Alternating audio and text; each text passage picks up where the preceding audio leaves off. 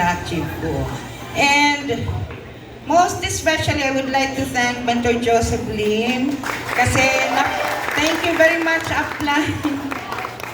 Palagi akong pinupush ni Upline to do more. And thank you, Upline, kasi nakikita mo yung siguro potential ko. Thank you very much sa lahat ng suporta and everything, hindi lang sa akin, but sa buong community.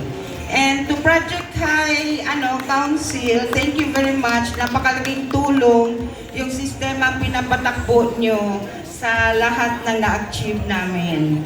And sa mga co-council ko, thank you very much sa tulong and sa inspirasyon.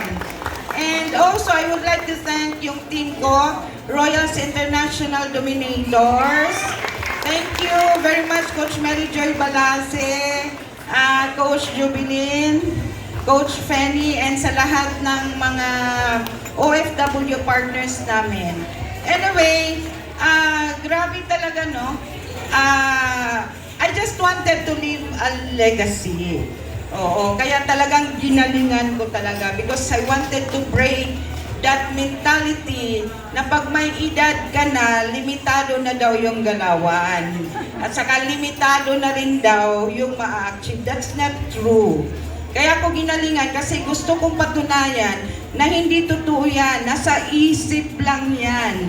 Na yung mga ka-generation ko, kayang-kaya natin makipagsabayan sa kahit anumang edad. Sige, continue.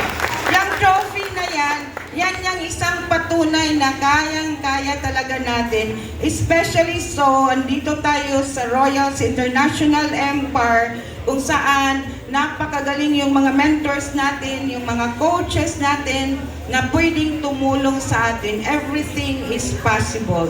You just have to dream big. Because kagaya ko, it's never too late to dream big.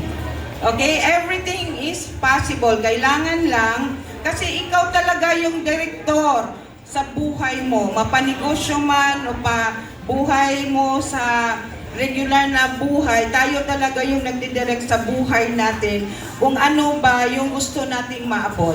In setting a goal, kailangan mo lang ibigay yung buong puso mo, yung buong sipag mo, yung buong lahat, everything in you.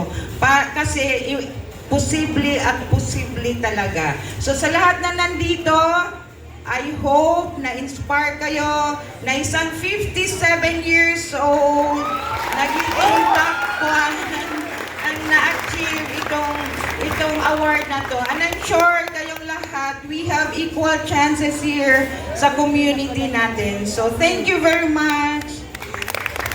Yes, once